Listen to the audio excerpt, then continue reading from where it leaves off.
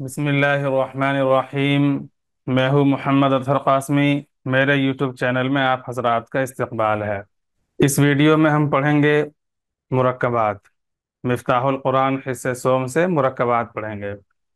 تو چلیے دیکھتے ہیں مرکبات کسے کہتے ہیں۔ تنہا ایک لفظ کو تو مفرد کہتے ہیں، اور اگر دو لفظوں کو ملایا جائے تو ان کو مرکب کہتے ہیں۔ یہاں صرف دو لکھا ہے، اگر ایک سے زائد کتنے بھی ہوں، دو تین چار، تو ان کو مرکب ہی کہیں گے۔ مرکب کی دو قسمیں ہیں۔ اول مرکب ناقص، جس سے کوئی پوری بات نہ معلوم ہو۔ پوری بات نہ معلوم ہونے کا مطلب جیسے متکلم یعنی بولنے والا اتنے مرکب ناقص کو بول کر خاموش ہو جائے، چپ ہو جائے، تو پوری بات معلوم نہ ہو۔ جیسے مثال دیکھتے ہیں، کتاب زیدن، زید کی کتاب۔ اگر بولنے والا کتاب زیدن بول کر خاموش ہو جائے تو سننے والے کو کوئی پوری بات معلوم نہیں ہوتی ہے کہ کتاب زیدن، زید کی کتاب کیا ہے، اچھی ہے، بری ہے، پھٹی ہے، گم ہو گئی، اس کے بارے میں کیا خبر دینا ہے۔ تو کوئی پوری بات معلوم نہیں ہو رہی۔ اگر صرف اتنا کہا جائے زید کی کتاب، تو اس کو کہیں گے مرکب ناقص، جس سے کوئی پوری بات معلوم نہ ہو۔ دوسری قسم ہے مرکب تام، اور اس کو جملہ بھی کہتے ہیں، جس سے پوری بات معلوم ہو، یعنی بولنے والا جب بول کر خاموش ہو جائے اس چیز کو، اس لفظ کو، اتنے لفظ کو، تو سننے والے کو ایک پوری بات معلوم ہو۔ جیسے اسی مثال میں کتاب زیدن میں، کتاب زیدن جیدن، زید کی کتاب اچھی ہے، تو اچھی ہونے کی اس میں خبر دی جا رہی ہے۔ جب بولنے والا اتنا بول کر خاموش ہو گیا تو سننے والے کو ایک چیز کی خبر معلوم ہوئی کہ زید کی کتاب اچھی ہے، یا کتاب زیدن جدیدن، زید کی کتاب نئی ہے، تو اس سے ایک پوری بات معلوم ہو رہی، تو اس کو کہیں گے مرکب تام، اور اسی کو جملہ بھی کہیں گے۔ مرکب ناقص کی حسب ذیل چند قسمیں بہت زیادہ استعمال میں آتی ہیں۔ ان کا استعمال بہت زیادہ ہوتا ہے، وہ پانچ ہیں۔ نمبر ایک مرکب اضافی، نمبر دو مرکب توصیفی، نمبر تین مرکب اشاری، نمبر چار مرکب باسم موصول، نمبر پانچ جار مجرور۔ اب ہر ایک کی تفصیل آتی ہے۔ مرکب اضافی، مرکب اضافی کسے کہتے ہیں، پہلے سرسری طور سے یہ سمجھ لیں، اس کے بعد یہاں عبارت دیکھیں گے۔ جیسے اردو میں ہم بولتے ہیں کہ زید کی کتاب، یا ساجد کا قلم، عابد کا کرتا، تو اس طرح کے الفاظ جس میں کہا کی کے، یا ہم کہیں میرا گھر، تیری مسجد، تمہارا گاؤں، تو اس طرح کے الفاظ میں ایک چیز کی نسبت دوسرے کی طرف ہوتی ہے، تو اس کو مضاف مضاف الیہ کہتے ہیں، اور اس کے بیچ میں کہا کی کے آتا ہے، تو اسی کو مرکب اضافی بھی کہتے ہیں، یعنی اضافت والی نسبت، وہ مرکب جو مرکب اضافی ہے جس میں مضاف مضاف الیہ ہے۔ اب دیکھتے ہیں یہاں پہ مرکب اضافی میں پہلے جز کو مضاف اور دوسرے جز کو مضاف الیہ کہتے ہیں۔ یہ عربی کے اعتبار سے بتا رہے ہیں، چلیے مثال بھی دیکھتے جاتے ہیں۔ رسول اللہ، یہ مضاف مضاف الیہ کی ایک مثال ہے۔ تو یہ کیا کہہ رہے ہیں، مرکب اضافی میں پہلے جز کو، رسول پہلا جز ہے، پہلے جز کو مضاف اور دوسرے جز کو مضاف الیہ کہتے ہیں، تو رسول مضاف اور اللہ، لفظ اللہ، یہ مضاف الیہ ہے۔ اردو میں ترجمہ کرتے ہوئے مضاف الیہ کا ترجمہ پہلے، اور اللہ مضاف الیہ ہے، تو اس کا ترجمہ اردو میں پہلے ہوگا، اور مضاف کا بعد میں، یعنی رسول کا بعد میں۔ جیسے ترجمہ دیکھیے، رسول اللہ،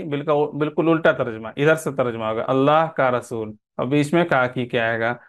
اور مضاف و مضاف الیہ کے درمیان میں کا کی کے، یا راری رے، یا نانی نے میں سے کوئی لفظ لایا جاتا ہے۔ چلیے مثال دیکھتے ہیں۔ رسول اللہ،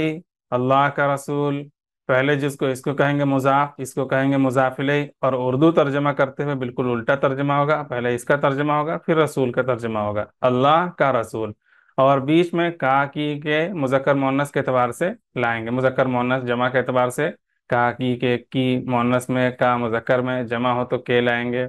آیت اللہ، اللہ کے احکام، احکام جمع ہے، کے لائیں۔ کتاب اللہ، اللہ کی کتاب، کتاب مؤنث استعمال ہوتا ہے اردو میں، تو کی کتاب، اللہ کی کتاب۔ ابو کا، تیرا باپ، یہ ضمیر ہے، تیرا تیری، جیسے یہاں کہا راری رے میں سے کوئی آئے گا تو تیرا باپ۔ اخوانوں کا، تیرے بھائی۔ امو کا، تیری ماں۔ بیتی، اپنا گھر، یہ بیتی، جیسے ابو کا تیرا باپ ہے تو بیتی یہ یا متکلم ہے، اس کا ترجمہ تو اصل میں میرا گھر ہوگا، اور اپنا گھر کس وقت ہوگا، اپنا گھر اس وقت ہوگا جب اس سے پہلے، جیسے یہ متکلم کی ضمیر ہے، یا متکلم کی ضمیر ہے جس کا معنی ہو رہا ہے میرا یا مجھ کو، اور اس سے پہلے اگر اور ایک متکلم کی ضمیر ہو تب اس کا ترجمہ اپنا ہوگا۔ جیسے ہم کہیں انا فی بیتی، میں اپنے گھر میں ہوں، تو میں ایک متکلم کی ضمیر، میں میرے گھر میں ہوں، عربی میں تو ترکیب اس طرح ہوگی، میں میرے گھر میں ہوں، تو دوسرا والا جو میرا ہے اس کا معنی اردو میں اپنا ہو جاتا ہے، عربی میں اردو میں تعبیر اپنا کر کے اس جگہ کرتے ہیں، اور عربی اور انگلش میں جیسے آئی کے ساتھ مائی کا استعمال ہوتا ہے انگلش میں، تو وہاں پہ ترجمہ اپنا ہو جاتا ہے، جو مائی ہے میرا، وہ ترجمہ انگلش کی تعبیر تو مائی استعمال ہوگا، لیکن اردو میں اس کا ترجمہ اپنا ہونے لگتا ہے۔ اسی طرح یہ اس کے ساتھ خاص نہیں، یا متکلم کے ساتھ یہاں بھی ہو جائے گا، ابو کا تیرا باپ، لیکن ہم کہیں کہ انتا مع ابی کا، تو اپنے والد کے ساتھ ہے، تو تیرے، عربی تعبیر تو تیرے والد کے ساتھ یہ تعبیر استعمال ہوگی، لیکن جب اردو ترجمہ کریں گے تو تیرا نہیں کریں گے، تو اپنا کریں گے، تو اپنے والد کے ساتھ ہے، یہاں بھی ہو جائے گا۔ تو اپنا معنی ہونے کے لیے، یہ ضمیروں کے اپنا معنی ہونے کے لیے شرط ہے کہ اس سے پہلے ایک ضمیر آئی ہو اسی کی مناسبت سے، یہاں جیسے مخاطب کی ضمیر ہے تو انتا مخاطب کی ضمیر آئی، یہاں متکلم کی ضمیر ہے تو اس سے پہلے انا متکلم کی ضمیر ہو، تب اس کا معنی اپنا ہوگا، ورنہ ہوگا بیتی میرا گھر، اولادی اپنے لڑکے، اولادی میرے لڑکے، یا کہ معنی میرا میری مجھ کو، قومی اپنی قوم، قومی میری قوم۔ اب آگے دیکھتے ہیں، خوب یاد رکھیے مضاف پر الف لام نہیں آتا، یہ الف لام نہیں آتا ہے، اور یہ کہ مضاف پر تنوین یا دو زبر دو زیر دو پیش بھی نہیں آ سکتی ہے، دو باتیں ہیں، مضاف پر الف لام بھی نہیں آئے گا اور مضاف پر تنوین بھی نہیں آئے گی، جو پہلا جز ہے کتاب اللہ، آیات اللہ، رسول اللہ، ان میں نہ تنوین آئے گی، یہاں بھی نہیں ہے اور آئے گی بھی نہیں، تنوین بھی نہیں آئے گی اور الف لام بھی نہیں آئے گا۔ اب آگے ہے ضمیر مضاف الیہ میں، اب مضاف الیہ یا تو ضمیر ہوگی، جیسے یہاں خود دیکھ لیے، مضاف الیہ یہ ضمیر ہے، کا ضمیر ہے، یا ضمیر ہے، اور یہ اس میں ظاہر ہے، اللہ اس میں ظاہر ہے، یا کتاب الزیدین ہم کہتے ہیں، کتاب رجلین کہتے ہیں، تو رجل، زید، اللہ یہ اس میں ظاہر ہے، اور کا یا یہ اس میں ضمیر ہے، تو مضاف الیہ اس میں ظاہر بھی ہو سکتا ہے اور اس میں ضمیر بھی ہو سکتا ہے، تو دونوں کی الگ الگ مثالیں دے رہے ہیں۔ تو پہلی مثال ہے ضمیر مضاف الیہ میں، مضاف الیہ جب ضمیر ہو، اسم گناہ، ان الفاظ کو یاد کر لیں، قلب دل، بقل ترکاری۔ مفتاح القرآن میں جتنے الفاظ استعمال ہوئے ہیں وہ سب تقریباً سب کے سب قرآن کریم کے ہی الفاظ ہیں، تو ان کو یاد کریں گے تو قرآن کریم میں سہولت ہوگی ترجمہ کرنے میں، اس کا استعمال کہیں نہ کہیں ضرور ہوا ہوگا، تو ان الفاظ کو یاد کر لیں۔ وقود ایندھن، آگ وغیرہ جلاتے ہیں وہ ایندھن، ظہور زہر کی جمع ہے پیٹھ، پیٹھیں، ابواب باب کی جمع دروازے، لون رنگ، سحر جادو، طغیان سرکشی، اصابع انگلیاں، آذان کان، مشرب گھاٹ پانی پینے کی جگہ گھاٹ، بعولت شوہر، کسوت لباس، اجل مدت۔ عربی میں زبر زیر کا بہت خیال رکھنا پڑتا ہے، اجل کا معنی الگ ہوتا ہے اور اجل کا معنی الگ ہوتا ہے، جیم کے سکون کے ساتھ، جزم کے ساتھ اجل اور اجل دونوں کا معنی الگ ہوتا ہے۔ حرث کھیتی، تحاور بات چیت گفتگو، ذریت اولاد، ذنوب ذنب کی جمع گناہ۔ اب مضاف الیہ کی مثال ہے اسی کی، اسمہ اس کا گناہ، ہو کے معنی اس کا، اس کی، اس کو، اسمہ اس کا گناہ، اجرہ اس کا اجر، یہ سب واحد مذکر غائب کی ضمیر ہے، مضاف الیہ ہے۔ اجرہ اس کا اجر، نفسہ اس کی ذات، نفس کے کئی معنی ہوتے ہیں، نفس کے معنی جان بھی ہوتا ہے، اور نفس کے معنی ایک شخصیت، ایک ذات مکمل، ایک ذات جو انسان کی ذات ہے اس کو بھی نفس کہتے ہیں، جیسے کہ زید کی ذات، نفس زید، زید کا نفس، زید کی ذات پوری مکمل، تو نفسہ اس کی ذات، وجہہ اس کا چہرہ، قلبہ اس کا دل، امرہ اس کا معاملہ، امر کے معنی معاملہ بھی ہوتا ہے عربی میں، امر کے معنی حکم بھی ہوتا ہے، امرہ اس کا حکم یا امرہ اس کا معاملہ، بقلہا اس کی ترکاری، یہ ہا مؤنث کی ضمیر ہے، واحد مؤنث غائب، اس کی ترکاری، لیکن اردو میں پتہ نہیں چلے گا اس کا، اس کی، چونکہ اردو میں صرف اس آتا ہے، اردو سے پتہ نہیں چلے گا ترجمے سے کہ وہ مؤنث ہے یا مذکر ہے، اس کا گناہ آپ کو عربی دیکھ کے پتہ چلے گا کہ یہ مؤنث کی ضمیر ہے یا مذکر کی ضمیر ہے، اس کی ترکاری۔ وقودہا اس کے ایندھن، ظہورہا اس کی پیٹھ، ظہور جمع ہے، پیٹھ جمع کا ترجمہ کر سکتے ہیں، ابوابہا اس کے دروازے، تحتہا اس کے نیچے، فوقہا اس کے اوپر، سحرہما یہ مذکر غائب کی ضمیر ہے، بلکہ تسنیہ کی ضمیر ہے، اب چاہے تسنیہ غائب، اب چاہے اس کو مذکر کہیں یا مؤنث کہیں، دونوں میں ہما ہی آئے گا۔ سحرہما ان دونوں کا جادو، ابوہما ان دونوں کے والد، ربہم ان سب کا رب، ان سب کا پروردگار، حفظہما ان دونوں کی حفاظت، بینہما ان دونوں کے درمیان، بینہ کا معنی درمیان، بینہما ان دونوں کے درمیان، نفعہما ان دونوں کا نفع، طغیانہم ان سب کی سرکشی، ان سب مردوں کی سرکشی، یہ مذکر کی ضمیر ہے، جمع مذکر غائب، اصابعہم ان سب کی انگلیاں، آذانہم ان سب کے کان، اذن کی جمع آذان، اصبع کی جمع اصابع، ابصارہم ان سب کی آنکھیں، مشربہم ان سب کا گھاٹ، اعمالہم ان سب کے اعمال، انفسہم ان سب کی ذات، نفس کی جمع انفس ان سب کی ذات، بعولتہن ان سب عورتوں کے شوہر، اب چونکہ ان سب کے شوہر پتہ نہیں چلے گا کہ کس کے شوہر ہیں، تو اس لیے یہ ضمیر کو واضح کر دیا گیا ہے کہ مؤنث کی ضمیر ہے، تو عورتوں کا لفظ لا کے واضح کر دیا گیا کہ مؤنث کی ضمیر ہے، ان سب عورتوں کے شوہر، رزق ہننا ان سب عورتوں کا رزق، کسوت ہننا ان سب عورتوں کے کپڑے، اجل ہننا ان سب عورتوں کی مدت، عصا کا تیری لاٹھی، الہ کا تیرا معبود، طعام کا تیرا کھانا، حمارو کا تیرا گدھا، یدو کا تیرا ہاتھ، آیاتو کا تیری نشانیاں، بینکما بینا بھی آیا تم دونوں کے درمیان، دعوتکما تم دونوں کا بلانا، دعوت بلانا یا دعوت کے معنی دعوت، عربی میں دعوت ہے تو جو اس کا ترجمہ ہے، اصل ترجمہ ہے اسی کو کریں گے، اردو میں کیا استعمال ہوتا ہے وہ نہیں دیکھیں گے، جب عربی لفظ ہے تو عربی کو ہی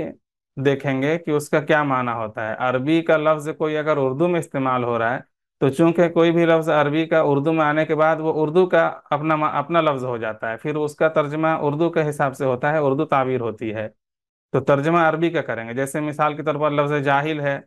جاہل کے معنی ناواقف، لیکن اردو میں اس کا معنی تھوڑا برا استعمال ہوتا ہے کہ ناواقف صرف اتنے سیدھے لفظوں کے لیے جاہل نہیں بولا جاتا ہے، بلکہ جاہل ایک گالی کے طور پر استعمال کر لیتے ہیں، لیکن عربی میں جب اردو ترجمہ کریں گے تو اس کا ناواقف کریں گے، تو اسی طرح دعوت حکمہ، اردو میں بھی دعوت استعمال ہوتا ہے، اور عربی میں بھی عربی ہی لفظ ہے جو اردو میں استعمال ہوتا ہے، لیکن بہت سارے عربی الفاظ اردو میں آ کر ایک اپنا نیا معنی پیدا کر لیے ہیں، تو اس کا ترجمہ نہیں کریں گے، بلکہ دعوت حکمہ کا معنی بلانا کریں گے جو اس کا اصل معنی ہے، تحاورکما تم دونوں کی گفتگو، معکما تم دونوں کے ساتھ، ربکما تم دونوں کا رب، احدکما تم دونوں میں سے ایک، اخوانکم تم سب کے بھائی، موتکم تم سب کی موت، یہ تم سب کا مرنا، ذکرکم تم سب کا ذکر، ابناءکم تم سب کے بیٹے، بیوتکنہ تم سب عورتوں کے گھر، قیدکنہ تم سب عورتوں کا فریب، نعمتی میری نعمت، عبادی یہ عبد کی جمع ہے عباد، عبادی میرے بندے، ذنوبنا ہمارے گناہ، خطایانا ہماری خطائیں، اس کے بعد ہے اسماء ظاہر مضافلے میں، یہ تو اسماء ضمیریں تھیں جو مضافلے بن رہی تھیں، اب یہاں اس میں ہے، اس میں ظاہر جو مضافلے بنیں گے، اسماء ظاہر جو مضافلے بنیں گے،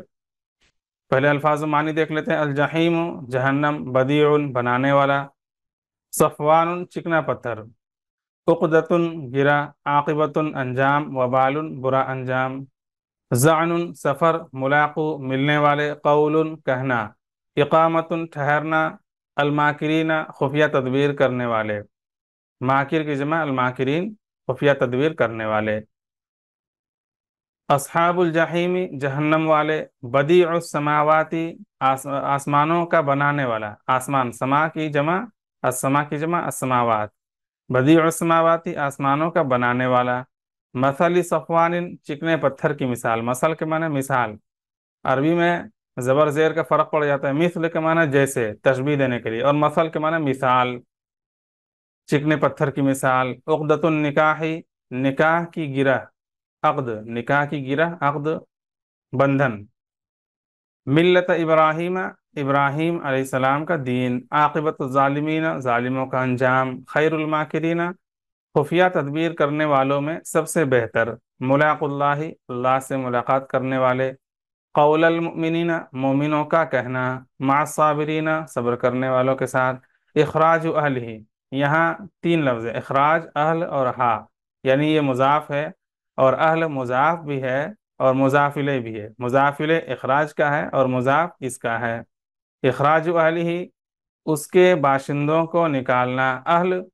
یہ خاندان وغیرہ کے معنی میں بھی استعمال ہو جاتا ہے، لیکن اہل کی اضافت جب کسی جگہ کی طرف ہو تو معنی ہوگا وہاں کے رہنے والے، وہاں کے باشندے، وہاں کے مکین،